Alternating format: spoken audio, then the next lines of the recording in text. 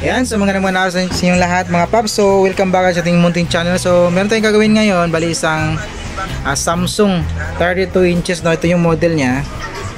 Ayan, ito yung kanyang model UE32T4300 AG. Ayan, so lagay lang muna natin dito yung kanyang cover. Ayan. So yung problema nito, hindi pa natin ito binuksan, is tinest natin. Meron siyang backlight, ito yung okay yung backlight niya.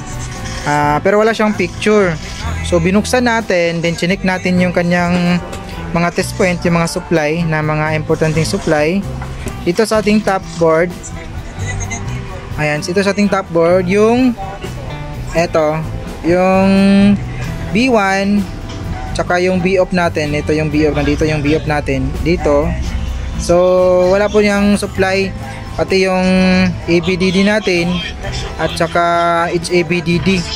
So walang supply, pati yung, pero yung meron is yung ating 3.3 tapos yung 1.8. Buhay po yan kasi buhay yung BA natin na 12 volts na pumapasok dito sa may top board natin at saka pumapasok dito sa ating DC-DC. Yun.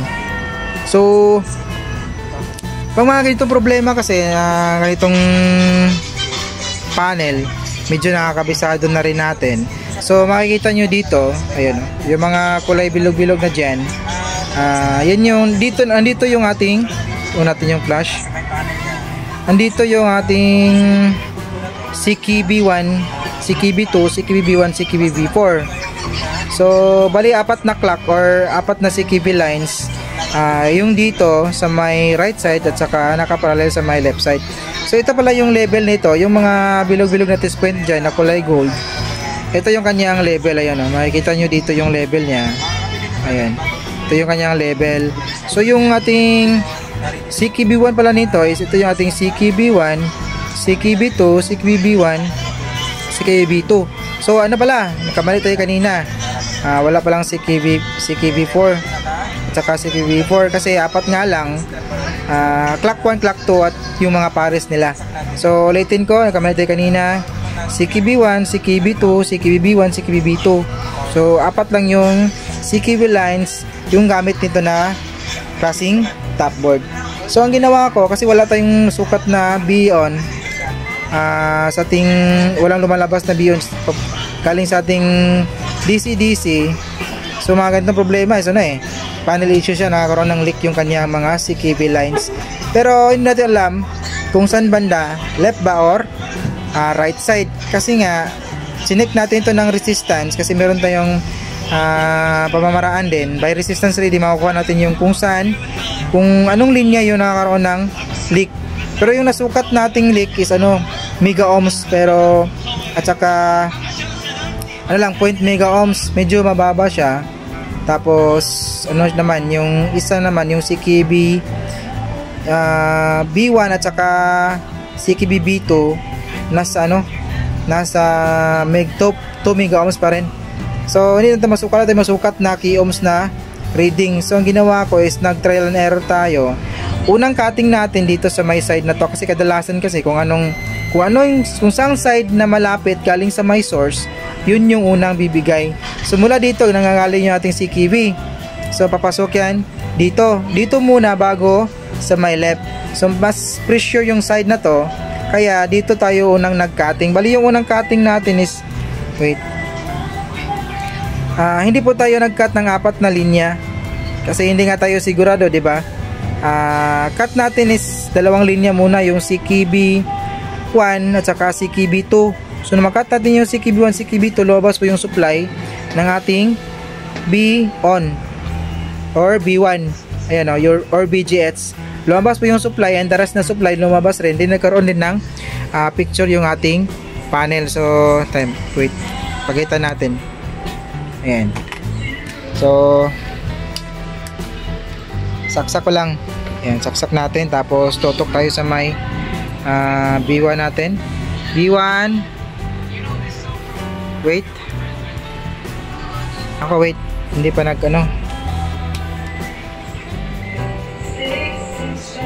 nawala yung kanina, meron to na makat natin yung linya dito, ayun, nag-zero ulit siya. So parang trial card lang yung ano, nakita natin kanina. Hindi kanina baka nag-short na rin yung katabi niya, yung CKB B1 saka CKB 2, kasi yung cutting kasi natin is CKB 1 at saka CKB 2. So meron tong supply kanina, tapos tinesting ko para videohan, in-unplug ko, then tinesting ko ulit ngayon. So wala na siyang display, wala na ring supply yung ating B1. Eto, wala na siyang supply. So siguro yung katabi nito, katabi na mga clock is nagkaroon din siya ng problema. So gagawin natin ngayon, kasi nakuha natin kanina, namakat natin dito banda, lobas yung supply, naka-display yung unit natin. So may idea na tayo na baka dito or dito nga yung problema. So ikakat lang natin yung mga natirang CKB lines, yung pares ng CKB1, CKB2, CKB1, CKB2, cut natin yan, wait lang. So ito, nakat na po natin yung mga pares nya. Bali apat na clock na po yung balit apat na CKB lines na po yung nakat natin. Ito CKB1, CKB2, CKB1, CKB2. So ayan, putol na po yan. Chinik po natin ng resistance yan. Putol na talaga yung linya na yan. So bali kung lalabas yung supply, then confirm na dito talaga yung problema, lalakyan po natin ang pagitan dyan para masigurado na wala na talagang connection. So ayan, then saksak muna natin, saksak, then ang bang tayo dito sa may B1 natin. Ayun, meron na siyang supply, nagkaroon na siya ng 33. Ito yung supply kanina, makat natin yung CKB1, CKB2, pero nung balikan natin is nawala na rin. Ngayon, nakat natin yung pare CKB1, CKB2, lumabas ulit yung B1 natin. So the rest ng supply nito ay okay na rin. Ayan, B1, ito yung B-off natin. B-off natin, negative 10. Ayan, dito. So ito yung ABDD, 14 volts, so goods. At saka asa na yung natin, hindi ko mahanap yung pares ng ABDD. So basta pag lumabas na yung B1 natin, the rest ng mga supply nawala kanina, automatic na yan, okay na yan, lalabas na rin yan. Kasi nakuha natin yung leak, natanggal natin yung leak side ng ating panel. So tingnan natin ngayon tong display kung maayos ba. Wait, nagkabulbuhol pa yung tester natin.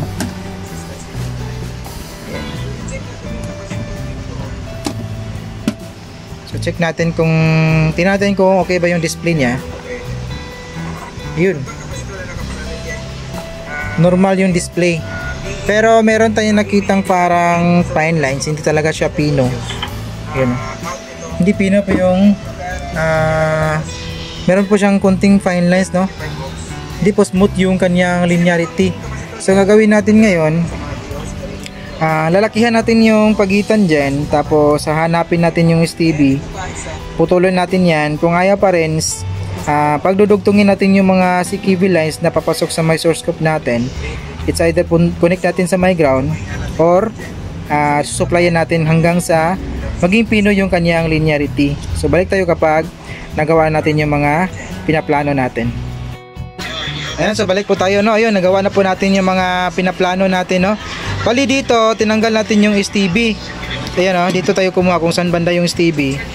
Ayan, no? Kita nyo dyan, ISCOM tapos STB. Susundan mo lang yan dito. Kasunod yan ng B-off. Ayan, no? Ito yung pantutok. Ito yung STBP natin, STBP. Ayan, putol na yan, cut na yan. Tapos nilagyan po natin yung pagitan ng from source to cop ng ating CKB lines. Ayan, nilagyan po natin ang pagitan. Tapos pinagdudugtong natin yung CKB1, CKB2, CKBB1, CKBB2. Ayan, pinagdugtong natin yan papuntang panel na yan. Ayan, ito, pinagdugtong natin at konektado na po yan. Chinik natin ng resistance. Then gumamit tayo ng kunting magnetic wire, tapos Kapton tape, then 1K resistor to ground. Ayan. So ito na po yung finished product natin. Then, so ito yung mga ginagawa nating tutorials is ano, para sa mga technician lang po, no. Bawal to sa mga gusto mag DIY kasi hindi po biro yung pagre-repair nito, hindi yung biro yung pag-cutting. Yung ginawa natin hindi po yan biro. So posibleng madisgrasya kapag kulang ka sa kapag hindi ka talaga technician, baka madisgrasya or masira palalo yung unit mo. Pag-off na lang sa authorized service technician. Ayan, sa lagi kong sinasabi sa video natin. Ayan, saksak natin, then labas yung smart. So smart na pala to, no? Ayan.